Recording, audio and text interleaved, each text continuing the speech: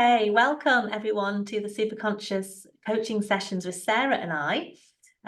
We're welcoming our guest here. We've got Sally, and also I know there's quite a few people on the replay, so I'm going to answer all of your questions. If you have an additional question after this session, please reach out. But to kick off, this session is for people that feel like they may be in some static, not moving with their creations, or maybe not even aware that there's a possibility of more in their life. So they're feeling like, what's next, or what's going on with my life? How can I get some more from my life right now? And the particular topic today is, are you feeling resentful of your current situation, or are you in that loving presence? So we're going to look at both of those today. And Sarah is a coach here. She's, how would you describe yourself, Sarah? I tend to say I'm an empowerment coach. That's the way I tend to call myself. Yeah. Sarah's an empowerment coach, and I coach as well online. I haven't really got a name for myself. And we've come together because of this topic that we both resonate with. So we're going to be holding 3 group sessions, all about we'll talk about the 3 topics as we go along, but we're going to focus on today's topic. Sarah's going to lead us into this with how we could be currently feeling right now. We're all going to dive in this together, and you'll get some gorgeous nuggets from this session. You'll be able to see exactly where you are and where you're heading for, with coaching tips. Wonderful. Thank you for that. So just want to start off with us getting clear on our intention. And our intention for this session really is to move into a present and loving state when you notice your trigger. So we're going to dive into what we might call the shadow side, all sorts of bits and pieces, but those parts of us that we're not quite so comfortable about in relation to things that go on in our life. So that's our intention, that we're going to be able to have a different way of doing things when we notice our trigger, so we can move out of that. So this is really it's roll your sleeves up alchemy. It's let's get down and dirty. It's like, let's bring alchemy to the everyday, and let's find a way of actually really using it. So we're going to dive into one of those really, juicy topics about the emotion of being resentful. So, I mean, it's already charged when you even say the word, isn't it? You can feel that like frustration in your system. So what I'd like you to do is to remember an incident, might be one recently, and what was it that made you feel resentful? So just take a moment and just drop into yourself, and we're all human, and just noticing what it was that happened for you that really got your goat. Okay, that you were really frustrated, that anger, that, it's a sort of almost fiery burning sort of like sense of frustration and tinted with anger, that resentful feeling. So really feeling that. And you might just want to make some notes down as to what it was. What was that time? And I'm going to share one because, I'm as human as the next person. And mine was around socks on the floor. I am not joking. I just like went for it. So the wash basket is literally 2 paces away from the socks that have just been dropped on the floor. And I'm like, why, oh, why can the socks be not put in the wash basket that is just there? So for me, the resentment was around, who are we expecting to pick the socks up in order to move them to the wash basket? And if that's me, the other person in the household, I'm feeling really resentful about it being my time that I'm using to pick up somebody else's socks and move them over there, when they're totally capable and responsible as an adult to do it themselves. So I'm like, really fired up over wasting my time to do something that I don't feel is mine. So I'm going to open the floor and see whether anybody would like to share one of those vulnerable moments of like, what is it that, you know, has happened to you that got on your like resentful moment. So would anybody like to share? I can hold the pin and then you go Sally. Do you want Gonna be me, isn't it? do you want the camera, my love, or do you want to be anonymous? No, it's fine. It's fine. Basically, it was actually this morning, and there I was, sort of like all dressed up. I thought I'll go to the park, a nice walk, because as I've just said, I've got no heating in the house, so I drove to sort of like a nice park that I can have a nice walk around, and it was lovely. And I was practicing, being in the moment and just reflecting on how I feel that a lot of times I'm not seen, and that's because I hide away and I don't put myself forward, and I try and shut up and I try and stay in the background.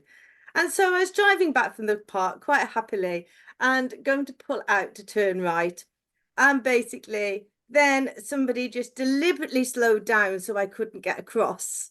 And then sort of like just deliberately got in my way. And I just thought, can you not see me? What is wrong with you?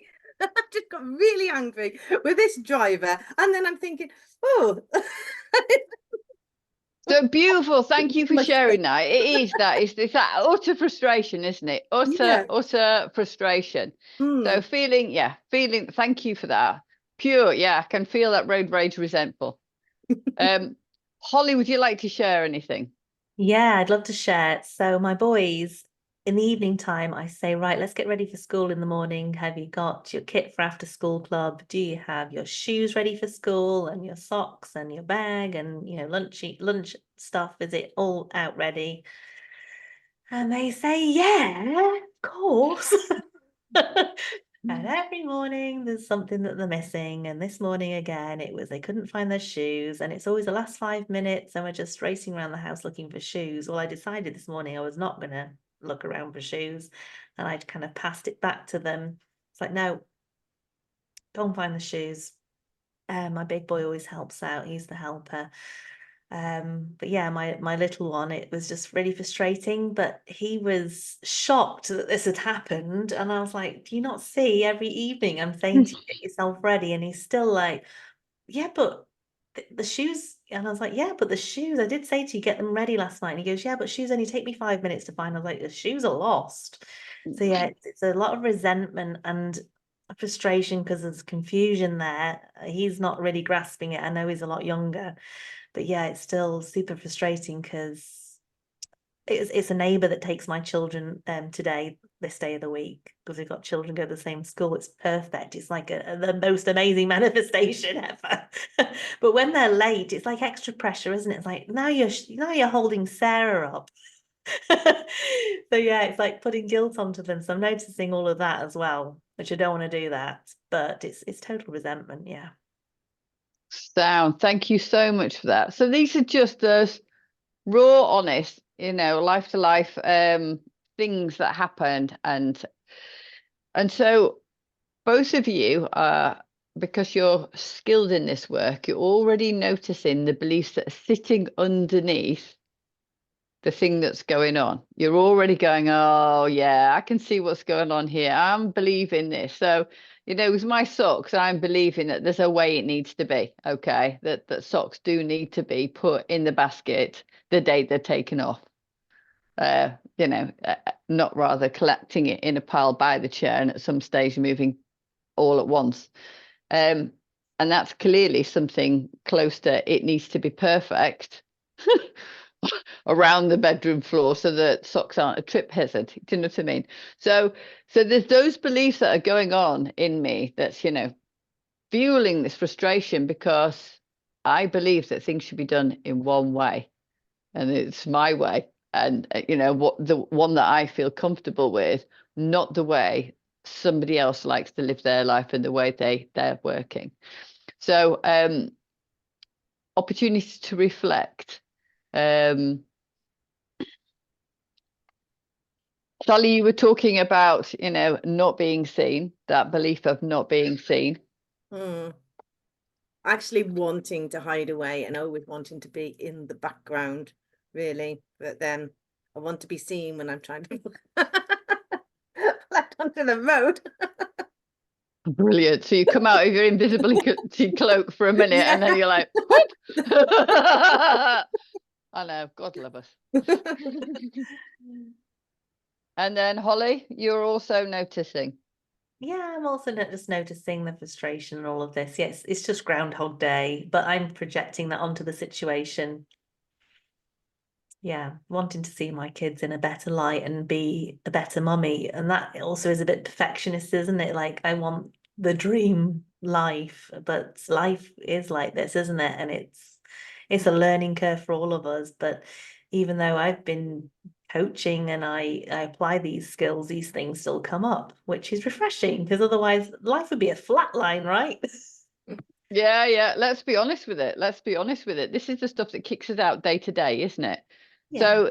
So the point of talking about this is to allow us to find a different way to manage our energy rather than going on a downward spiral of like, right, I'm really frustrated and my day is going to go badly because this has told me that my day is going to go badly.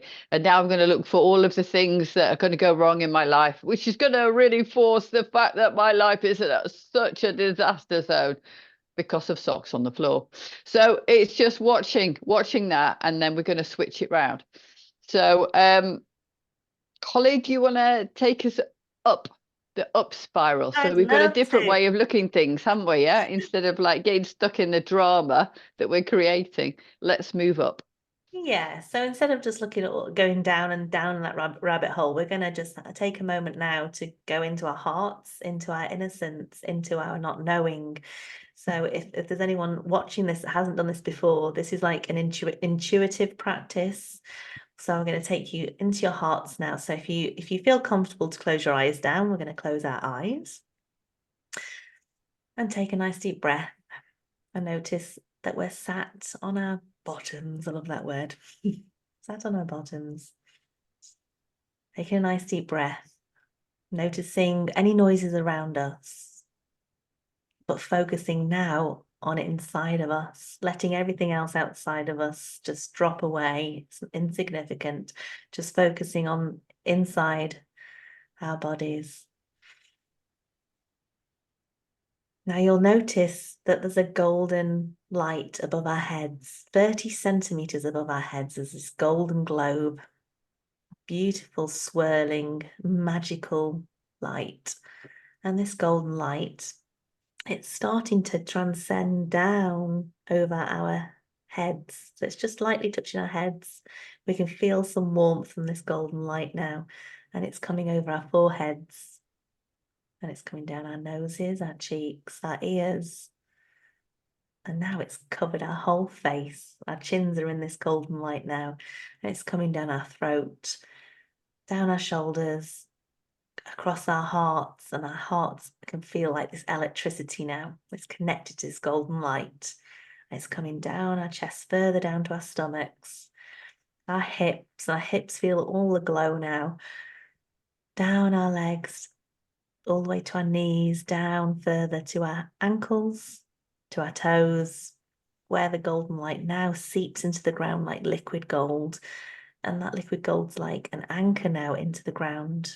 So anchored, our whole body's anchored into the ground with this golden light. The world is now golden as well. And we're also anchored into the sky. So up above our heads, we're also anchored into the sky with this golden thread. So it's like we're fixed both up above and below. This golden light is a representation of our greatness, of our innocence. So innocence is our childlike nature, where everything is wonderment, and we're not labeling things. We're not labeling things, and it's this beautiful space where we can see things for the first time and just like a child would look at these things and go, oh, what's that? And be curious about it and be more open to lots of different possibilities. So we're all in this greatness right now. And now from this point, take some deep breaths. And I want you to consider now the resentment that you brought to the session, one particular one that you brought. And look at it from this observer position, from this love, from this golden light space. Notice that you are actually rising above this situation. It's like a very small problem now, and you're able to just like zoom up above. It's like resentment isn't part of you anymore. It's now just, you're just observing this resentment, observing this situation, this example that you brought today. And notice that it's not charged up with negative emotion now. It's just, you're not part of it. You are much more expansive, light. It's like you've risen above it. So from this space now, I want you to open your eyes again. Breathing back into the room. What are you observing from this vantage point, from your observer, from your innocence? Looking now at what we brought to the session, the resentment. How do you see it this time? Does anybody want to share? Yeah, I will. Yes, please. Basically, how I saw it by looking up was the person wasn't actually not seeing me. The person was more focused in what they had to do. They had somewhere to go. They was focused on their own journey. And obviously they hadn't got to give way. It was me who was pulling out, and they didn't have to give way to me.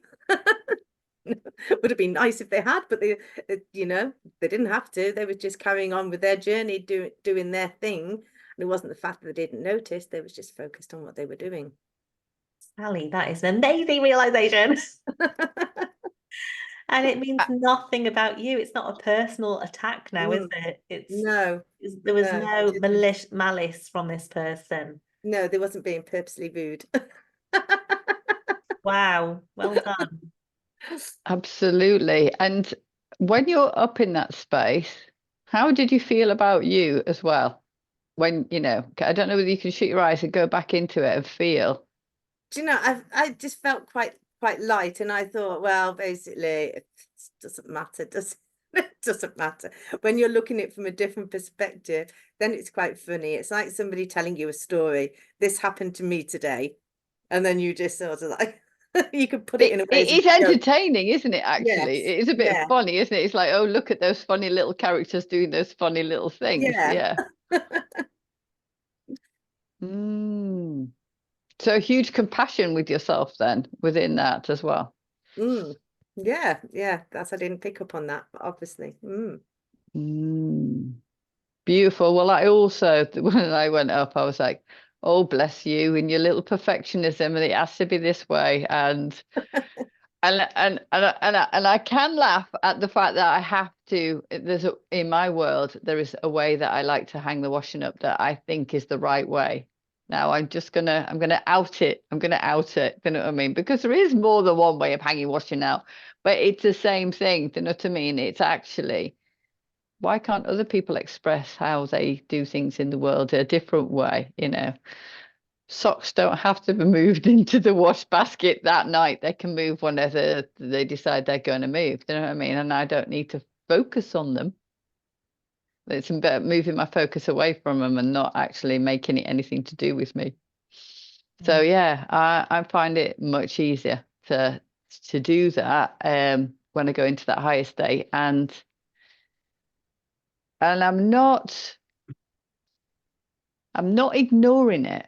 Do you know what I mean? I'm not trying to hoodwink myself into believing that I don't care about it. It feels completely different to that. When I've moved up into that state, it just does not matter. there's more than one way of doing it, and so it just genuinely doesn't matter. So it feels better than, you know, what should we say, pretending it's all positive. Make sense? Mm. What I noticed was it totally took me out my triggers, and it just kept me just warm and not being so taking it personally. It was a really nice experience where the boys get to do their little thing and be boys, and I get to just be that loving presence, and they get to learn in a loving environment rather than mummy being stressed out, frazzled mummy. Yeah, it's much more relaxed and calm, and actually how I want things to be. So I don't mind those ups and downs, like I said, but now I get this is the solution for it. Fantastic. It's just a beautiful realization, isn't it, that actually we can move state, and we can, you know, we can move ourselves out of things. And so if we notice road rage, which is frustration, isn't it? You know, frustration and resentment. If we notice that, we can go, okay, I'm just going to lift myself up out of this and just take a moment just to get into that place. If we notice whatever domestic arrangement that's going down or not going down in the way that we think it should be happening, then yeah, again, we have the choice to move out of that sense of drama and up into a higher place. And it really didn't take long, did it? It took literally a minute or two at the most to lift ourselves out of it. Yeah, it's creating that pause as well, isn't it? The pause is where that magic is. It's the awareness and the pause, and then like let's pivot to rise above this. Yeah. And what I noticed about it is there's a sense of love for others, and they're whatever, whether, you know, as you were saying, Sally, they're, you know, they're just noticing what's going on in their life and they're trying to get to work or do whatever they're trying to do. They're, you know, it's just about them. But there's a sort of like you know, a sense of compassion. That's what that human's doing. But I think within that energy, there is more of a sense of compassion for ourselves within this space as well. Just noticing what's going on around us and being in that golden bubble rather than you know, feeling like we're going down the cheese grater. So it's really, really beautiful to open that up. So within this, we're noticing our triggers. We're noticing when that trigger comes along,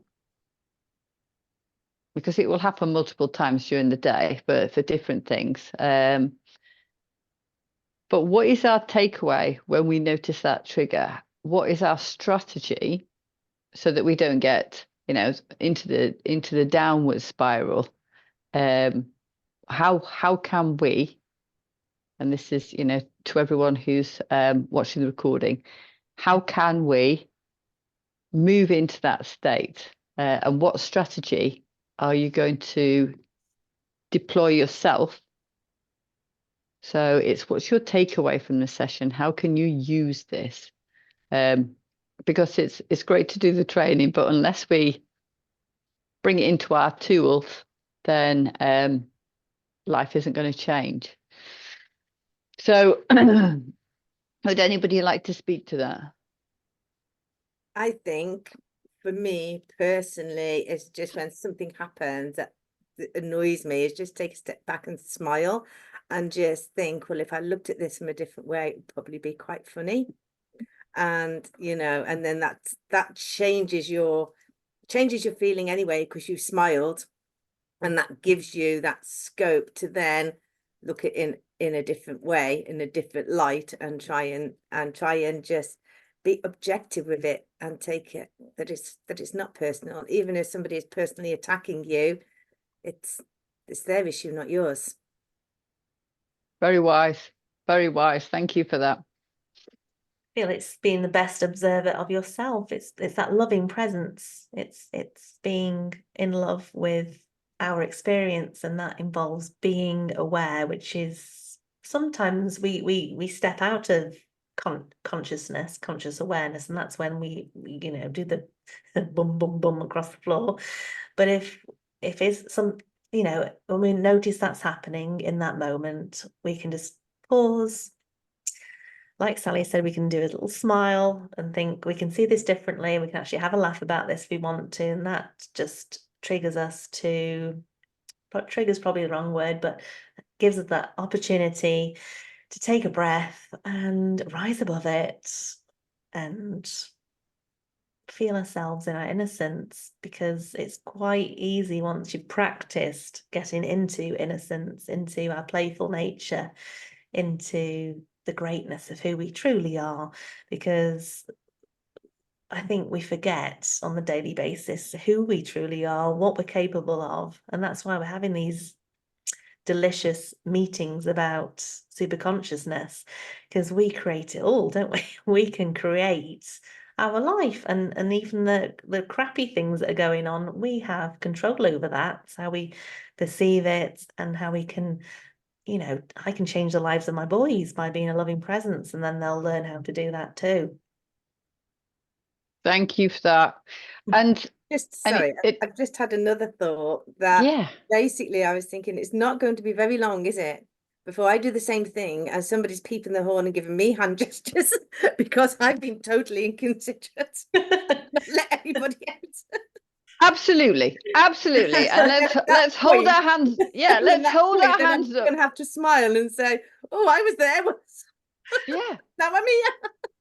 Holding our hands up to being human and getting it wrong. Yeah. Okay. And there is that, okay, whoops, didn't mean to do that. Whoops, wasn't my intention, but really sorry, and apologizing profusely. But at the moment, we're sat in our lovely little houses having a nice Tuesday lunchtime. But ultimately, what we're practicing is to rewire so that when it comes off and we're in the red zone, which is harder to switch, let's be honest, you know what I mean? So practicing now and practicing it while it's easy to access is really important, because when the red mist comes down, then it you know what I mean, then you really have to work for it. And as you're saying, Sally, one of those beautiful things you can do is to have that smile from the heart. And if you can smile from the heart at yourself and go, oh, bless you, do you know what I mean? Look, you're having a moment. And even say it physically, do you know what I mean? Oh, bless you, do you know what I mean? I think you got triggered here. You're just naming it. Once you name it, then it gives you a way of actually, and even naming the emotion. You're feeling resentful about this. It then gives you that perspective between it and the observer. So you've already made that step. And when it's that, physically going through that process, when we've been seeing red, do you know what I mean? It's helpful. And then you can start and bring that smile up to your mouth, can't you? Because it's just like, okay, yeah, I get it. So then we can move up into a higher space. But yeah, this is sort of like the real nuts and bolts of the embodiment. And we can know things.